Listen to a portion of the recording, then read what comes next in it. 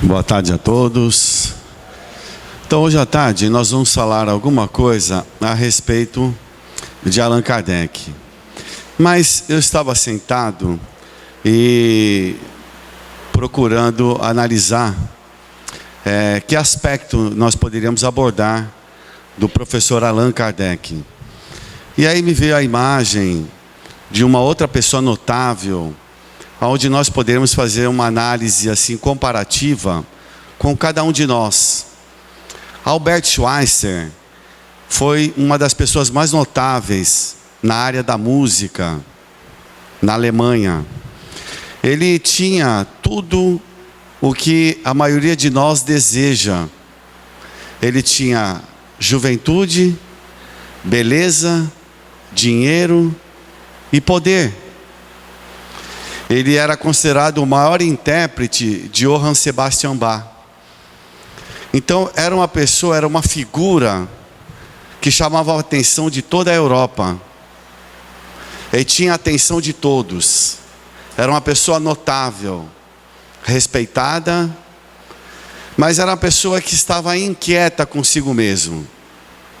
Tinha tudo, mas não estava satisfeito.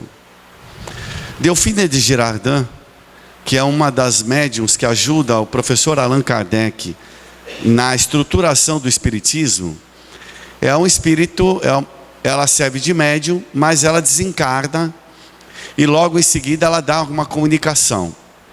E Allan Kardec coloca 3 comunicações dela no Evangelho segundo o Espiritismo, e uma delas vai falar sobre a infelicidade real, que é exatamente o que nós pensamos que vai ser a nossa felicidade, que é a juventude, a beleza e o dinheiro, que nós contamos que isso vai preencher os requisitos para sermos felizes. E Albert Schweitzer estava agora num consultório, e em cima da mesa havia uma revista, e na capa da revista havia uma fotografia de um monte de leprosos, pessoas doentes.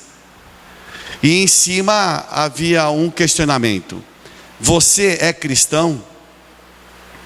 E essa pergunta ficou martelando a mente de Albert Schweitzer, jovem ainda, com um futuro belíssimo pela frente na área da música. E aí ele começou a pensar: eu sou cristão?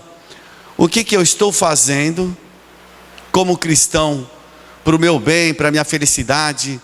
Porque tudo isso que eu estou tendo, a juventude, o poder, o dinheiro, a beleza, não está sendo suficiente para preencher esse vazio que está dentro de mim.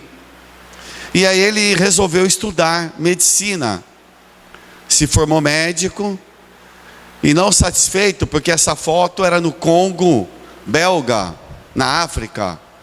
E aí ele foi para Paris, para a França, estudar mais 2 anos de medicina tropical. Pegou a sua esposa, o piano, e foi diretamente para o Congo belga, possessão belga, para poder agora cuidar de pessoas doentes, leprosos, de pessoas marginalizadas, aquelas pessoas mais miseráveis se encontravam ali no Congo. E ele passou nada mais, nada menos do que 50 anos fazendo essa atividade. Todos os anos ele voltava para a Europa e fazia uma turnê para arrecadar fundos para construir hospitais e escolas. Então Albert Schweitzer, aquele questionamento: você é cristão? Foi o suficiente para fazê-lo lembrar do seu compromisso consigo mesmo e com Deus, de fazer as alterações interiores. Porque enquanto ele era uma pessoa popular na área da música, do dinheiro, do poder, ele estava preenchendo os requisitos exteriores, mas não conseguia preencher esse vazio existencial. Então ele passa a cuidar dessas pessoas, e depois de 50 anos ele vai ganhar um prêmio Nobel pelo reconhecimento na sua luta. Mas esses homens, eles são dotados de atitudes eles não são bons nas palavras, mas são bons na atitude. Narra um historiador que quando Albert Schweitzer chega nessa região, ele viu que havia uma carroça cheia de pessoas doentes e o animal com extrema dificuldade para subir. Ele imediatamente foi até o local, pediu que todos descessem e ajudassem o animal a subir com a carroça. Então, a atitude simples de uma pessoa notável diante de pessoas simples que precisam se tornar notáveis pela atitude. É pela atitude que nós vamos tornar pessoas notáveis. Notáveis não para os outros, mas notáveis para você mesmo, no sentido onde você adquiriu uma autoridade na governança da sua própria vida. Onde você já não se importa mais com os outros, mas você está se importando com o que você está fazendo para a sua própria vida. E talvez essa seja uma das maiores dificuldades do ser humano. Tanto é verdade que hoje nós vivenciamos um dos momentos históricos da nossa vida, onde nós conseguimos perder tempo, do nosso dia a dia, quase 80% preocupados com a vida alheia. Facebook, WhatsApp, Instagram, preocupados com a vida dos outros. E deixamos de viver a nossa própria vida. Não deixem de pensar, porque se alguém quer atrapalhar a minha trajetória de crescimento espiritual, vai provocar circunstâncias que vão facilitar eu me perder na minha concentração da minha vida, no domínio, para que eu seja notável dentro de mim, para que eu tenha argumentos, recursos, onde eu vou criar para eu poder sair dessa mesmice onde nós somos hipnotizados pela mídia, pela internet. Mas nós viemos aqui eu me lembrei de Albert Schweitzer, eu não poderia de fazer essa referência, e agora nós podemos falar sobre uma pessoa notável. Talvez no planeta Terra ele seja um dos personagens mais importantes, porque ele vem fazer um divisor de águas no conhecimento humano. Até então, quando todos nós conhecemos somente o corpo humano, as questões físicas, fisiológicas, ele chama atenção agora para uma outra realidade nossa, a realidade espiritual, e aonde nós vamos ganhar em conhecimento e vamos nos sustentar no consolo, no conforto, porque vamos entender que a morte não mais existe.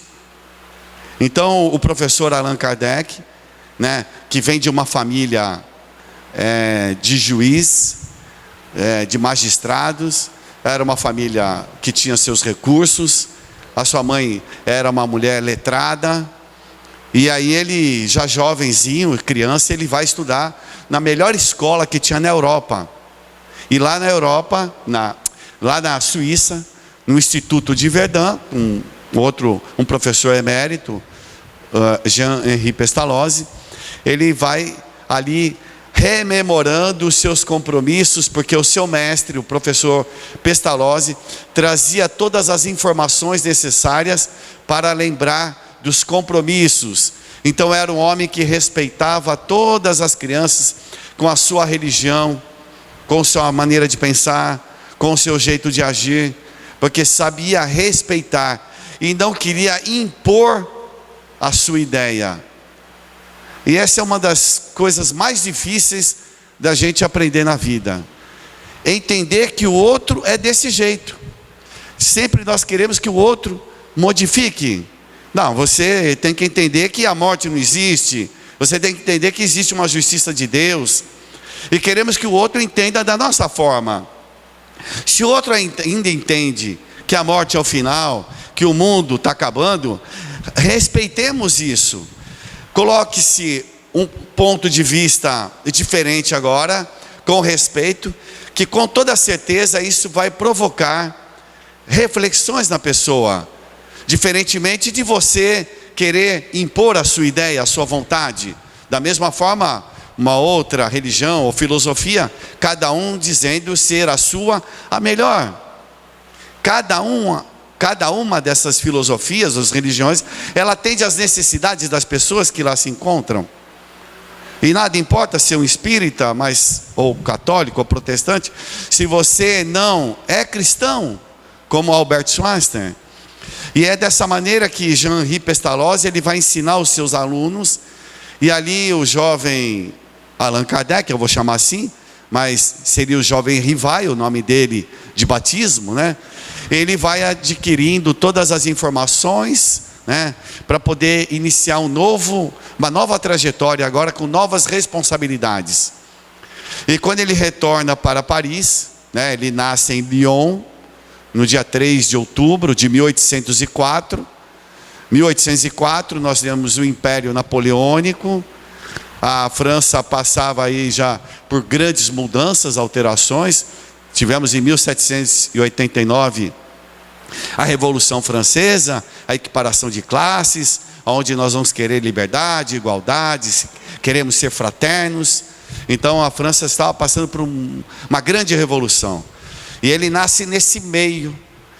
E aí quando ele volta para Paris, ali ele vai estabelecer um colégio. Ele era um professor, e vai começar a dar aulas. Quem pode pagar, paga. Quem não pode pagar, não paga. Não vamos esquecer, naquela época nós víamos muitas castas assim, divisões, porque a gente tinha conde, duquesa, barão, e assim por diante. E aquela classe menos favorecida não tinha às vezes condições de estudar. E ele nem por isso deixava de atender às necessidades.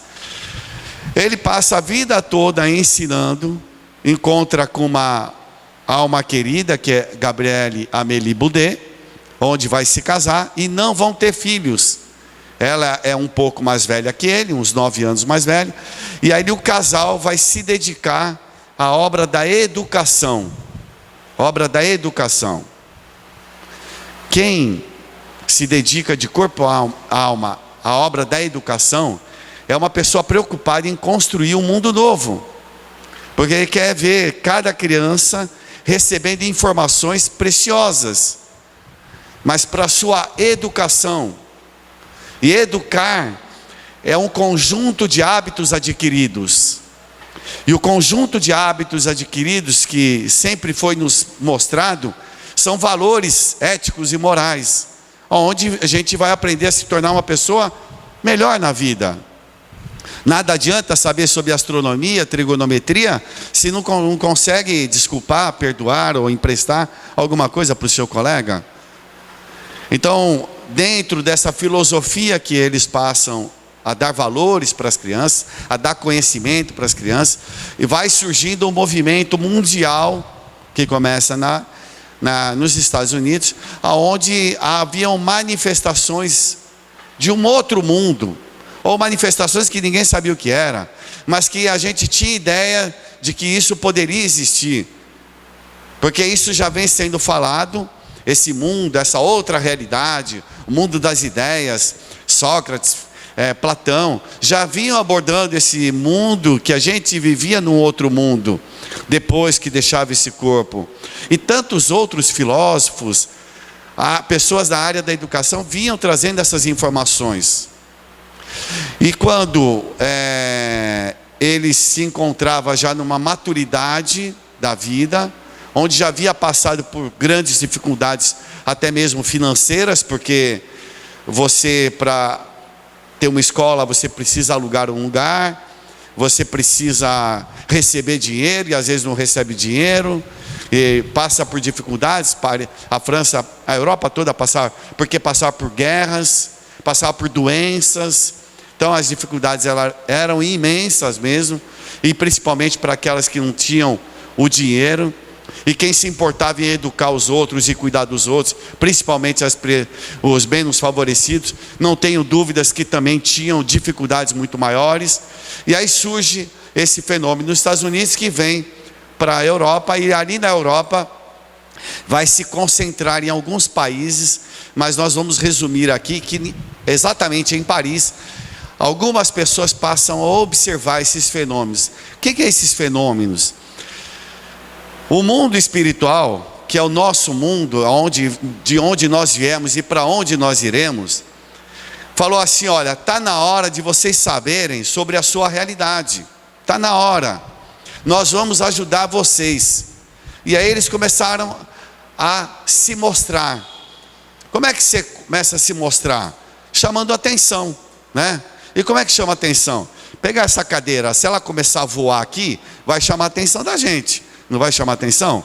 Então isso começou a acontecer lá nos saraus, onde se escutava música clássica, comia lá um brioche, né? Um croissant, e as pessoas dançavam, e começaram a acontecer esses fenômenos, e a partir dali, algumas pessoas começaram a falar assim: pô, parece que essa cadeira tem movimento próprio. Por que as pessoas, elas não acreditavam muito numa outra realidade? Porque naquela época, por esse período, muitos estudiosos do magnetismo. O magnetismo é uma das forças da natureza. E o magnetismo já tinha sido estudado antes, há quase um século anterior. E ali em Paris haviam alguns magnetizadores.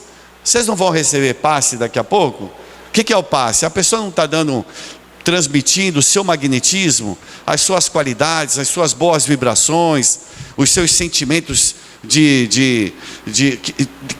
desejando o melhor para o seu semelhante. Então naquela época haviam pessoas estudiosas dessa força, que também foi um médico alemão chamado Franz Anton Mesmer, que foi aquele cara que descobriu essa força da natureza e viu que é uma força que tem em todos os seres vivos. Então as pessoas falavam assim: isso é o magnetismo das pessoas. O professor Rivaio, futuro Allan Kardec, ele vinha estudando esse magnetismo há muito tempo, já há 30 anos. Ele contava com 52 anos de idade. Desde os seus 22 anos, ele estudava, 21 anos, ele estudava magnetismo. Então as pessoas acreditam: é magnetismo das pessoas.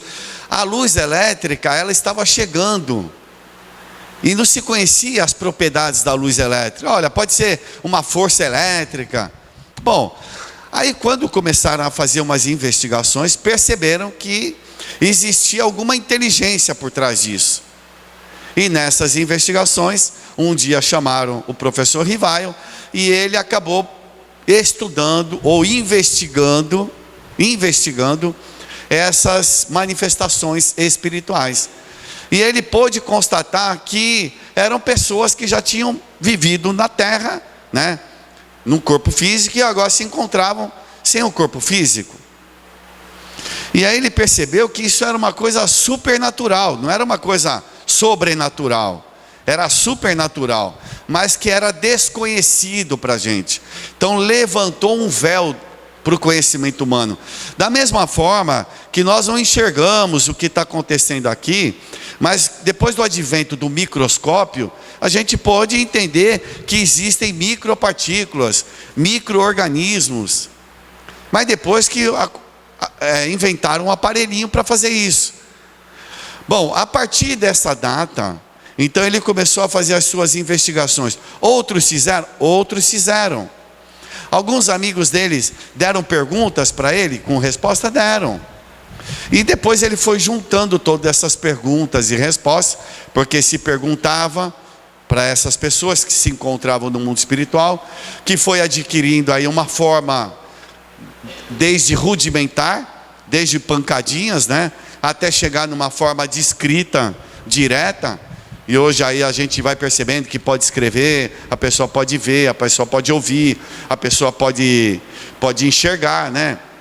Então, foi percebendo que existia uma faculdade em cada um de nós de poder perceber coisas extra os nossos sentidos, fora os nossos sentidos, né? Fora o olfato, fora o paladar, fora o tato, fora a audição. você podia perceber alguma coisa fora esses nossos sentidos, que eram sensações extrasensoriais. Quer dizer, eu vou perceber coisas do mundo que está um outro patamar de dimensão, numa outra dimensão. E aí aconteceu que, através dessas perguntas e respostas, ele foi juntando, mas como ele era um homem, né, eu não falei nada disso, mas olha só, fazendo uma comparação com o Albert Einstein. O Allan Kardec, o professor Rivaio, ele falava 7 idiomas. Ele era um homem da Academia de Ciências de Paris. Deixa eu só te falar uma coisa. Para você ser da Academia de Ciências hoje, talvez não precise tantos requisitos quanto há 200 anos atrás, né? Eu me lembro que eu vi assim, quando eu fui estudar uma determinada área na minha profissão, aí eu via membro do College Hall, não sei o que lá, tudo em inglês. Eu falei, meu Deus do céu, esses caras estudaram nisso e naquilo.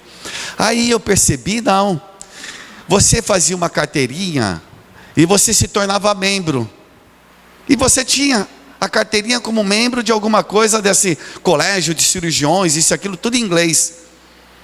Então, hoje, às vezes a gente pode até posar de alguma coisa sem ser nada. Mas naquela época, o camarada, ele tinha que ter profundo conhecimento.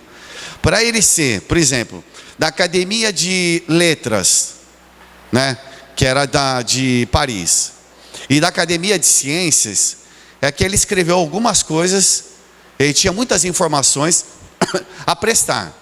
Tanto é que antes dele se tornar espírita, porque ele não era espírita, ele vinha de família católica, ele havia escrito 20 obras, tratando de assuntos, todos eles voltados para a educação. Para quê? Para facilitar o conhecimento das pessoas. Para facilitar. Sabe, o facilitador do conhecimento? Aquela camarada que quer levar o conhecimento para todo mundo, acredita que todo mundo tem que saber, todo mundo tem que estudar. Essa era a preocupação dele. Então, ele era um homem emérito, né?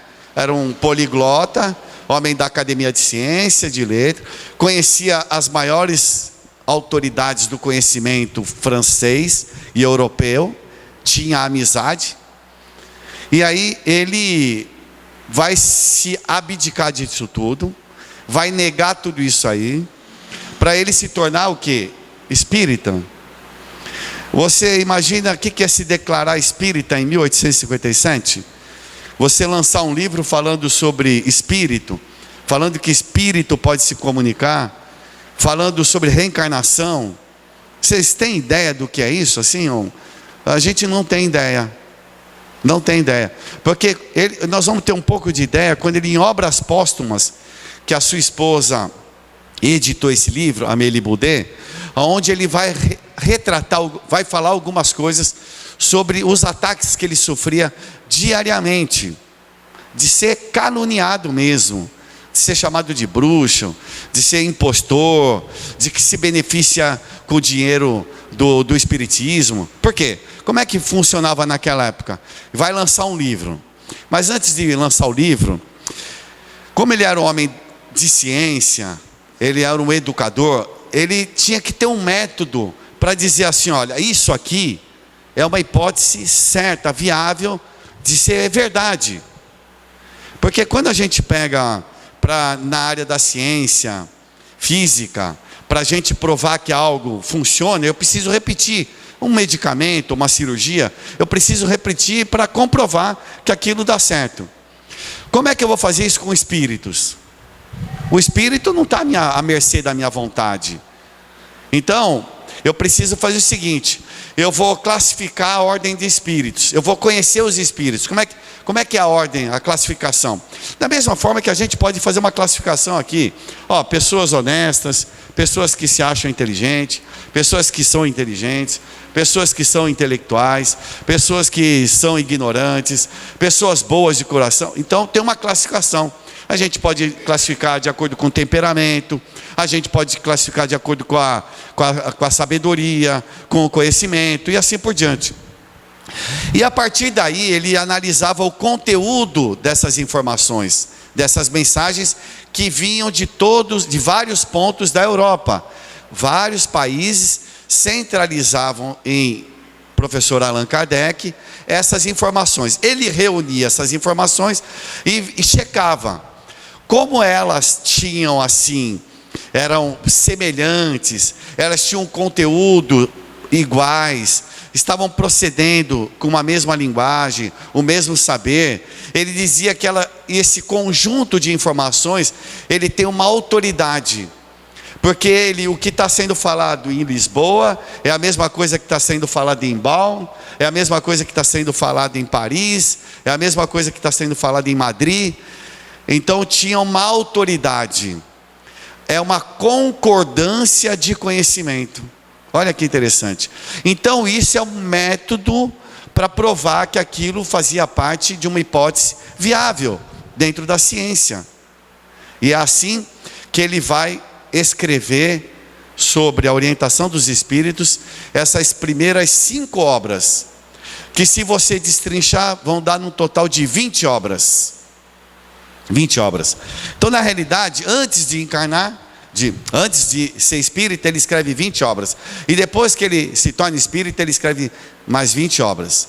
Então, foi um homem que teve a sua vida todinha preocupada com educação. Agora, uma coisa interessante. Você é uma pessoa emérita como ele. Aí você vai lançar um livro e você vai botar no livro assim, você vai tirar o seu nome. Por que você vai tirar o seu nome? Para que esse livro venda pelo seu conteúdo, pelas informações, e não pelo autor. Porque às vezes a gente compra um livro pelo autor. E ele queria que a mensagem fosse muito maior, de muito maior valor que o próprio autor. Então é como se ele, através de uma humildade, se apagasse para poder o espiritismo florescer. Era necessário isso. Então, adormece o homem o Rivaio, né? E acorda o homem Allan Kardec, aonde vai assumir agora uma responsabilidade perante toda uma sociedade, né? Sociedade civil, criminal, porque vai ser acusado disso, vai ser acusado daquilo. Quando as ideias são ainda, ele diz assim, quando as ideias ganham muita resistência, é que está embutido nessa resistência o valor da ideia. O valor da ideia. Quanto maior a resistência, melhor. Então, quando teve o auto de Barcelona, aonde ele tinha enviado 300 obras na Espanha, para um senhor chamado Francisco, para poder fazer a distribuição lá, aí o bispo lá pegou e queimou em praça pública. Olha, quer coisa que vai chamar mais atenção que isso? E aí passou a chamar a atenção e todo mundo queria conhecer esse conhecimento, essa doutrina, que é um conjunto de conhecimento que está despertando tanta atenção no mundo todo. Aí as pessoas falam assim, mas puxa vida, como é que o espiritismo surge lá na Europa, né? Surge na França, e depois ele na França e na Europa parece que apagou, né? Não parece que apagou? Ninguém sabia, né? Então, na realidade, o que acontece? Não vamos esquecer que a Europa vai passar por 2 grandes guerras. 2 grandes guerras. E vamos entender que a igreja, ela é absolutista. E essas ideias, elas são condenadas. Olha, para vocês terem uma ideia, esses livros espíritas, eles estavam no índex de coisas do diabo, assim, coisas que não presta, que quem lê vai para o inferno. Estava assim. Quando o espiritismo vem para o Brasil, não pensem os senhores que esses primeiros espíritas aí sofreram muito para sustentar essa ideia, para ter convicção, para ter perseverança. Então, esse conhecimento, com toda certeza, naquele momento, ele foi assim, é como se fosse acalmado, né? Porque, ou deixado de lado, esquecido. Porque ele viria para o Brasil, e o Brasil ia devolver todo esse conhecimento através de pessoas que vão difundindo esse conhecimento espírita para o restante do planeta Terra. E é assim que vem acontecendo desde da sua organização, principalmente no Brasil, que é um país extremamente espiritualizado. E o espiritismo seria uma especificidade do espiritualismo. Todas as religiões são espiritualistas, todas as religiões, todas elas. Mas o espiritismo difere, porque ela vai passar um conhecimento sobre a evolução do ser humano, que ela é sempre numa crescente, né? Não se volta para trás, ninguém vai voltar a ser cachorrinho, nada disso. Vamos sempre para frente, sempre evoluir, sempre crescer, sempre se tornar uma pessoa boa, melhor, uma pessoa onde vai adquirir conhecimento para o seu saber, para a sua vida, para aperfeiçoar o instrumento que é o corpo. Você tem que aperfeiçoar esse instrumento aqui. Vamos ter que ouvir coisas boas, né? Vamos ter que conseguir ver coisas boas nas outras pessoas, coisas que às vezes a gente tem dificuldade. E fala assim: mas o espiritismo é o cristianismo redivivo, né? Quer dizer, é você voltar lá na época de Jesus e trazer aqueles valores que foram perdidos, né? Somente que agora você adquiriu informações mais precisas e preciosas sobre a sua realidade espiritual. Mas tudo que o espiritismo fala, Jesus já alertava que a felicidade não se encontra nesse mundo. E nós teimamos que a nossa felicidade vai ser aqui. A nossa felicidade, ela é relativa. Ela é relativa. Quanto mais a nossa natureza animal tiver predominância sobre a nossa natureza espiritual, nós exigimos a nossa felicidade animal, material. Porque há uma predominância da natureza física. Quanto mais a nossa natureza espiritual falar sobre, ou estiver sobre a natureza animal, muito mais estamos próximos da felicidade espiritual, porque não estaremos buscando algo diferente do que estamos buscando no dia de hoje.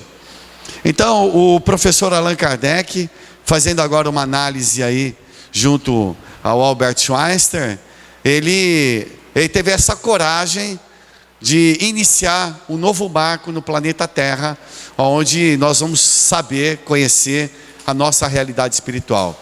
E principalmente, um planeta tão atrasado como o nosso, ele vai consolar, confortar as pessoas. Por isso que o espírita, ele tem que ser eminentemente consolador. Ele tem que ser uma pessoa que vai confortar as pessoas. Para quem conforta, tem que ser calmo, sereno e confiante. E confiante. Confiante em quê? Na justiça de Deus. Quando você se altera, é que você está perdendo a confiança na justiça de Deus. A falha está em você. Então nós devemos confiar na justiça de Deus. Nada acontece que não seja para o meu próprio bem. Nada acontece que não tenha sido eu o provocador dessa situação. Mas foi o sócio que me passou a perna. Você foi imprevidente, foi incauto, confiou demais. Fique atento, fique esperto. Por isso Jesus, vigia e ora. Não marca bobeira, não marca toca. Fique atento, porque esse é um mundo de espíritos imperfeitos. Como você é imperfeito.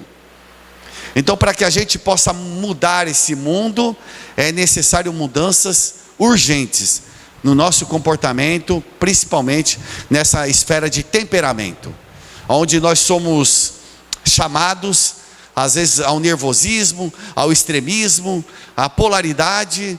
Nós precisamos agora ser mansos e calmos, porque o mundo hoje parece que nos chama às extremidades, ser polarizado.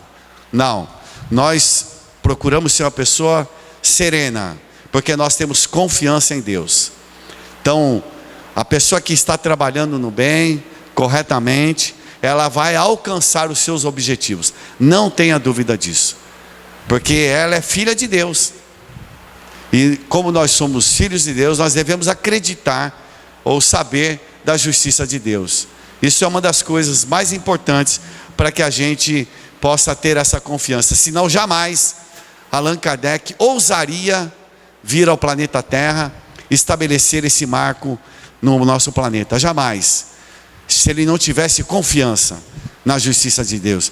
E principalmente confiar em si, saber do seu potencial de crescimento, do seu potencial de enfrentamento, da coragem que eu preciso me armar para audaciar aqueles que se encontram num poder fictício.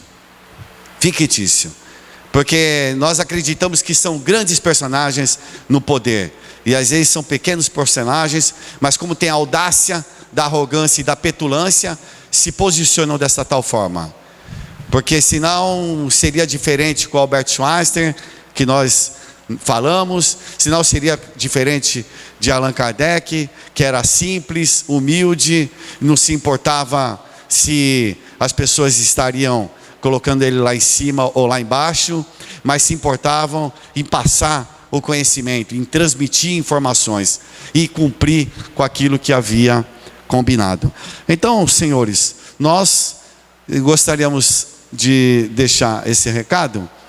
Falamos superficialmente sobre o professor Allan Kardec, e fica aqui a nossa gratidão, porque somente através do Espiritismo que nós poderíamos projetar alguma coisa melhor na nossa vida.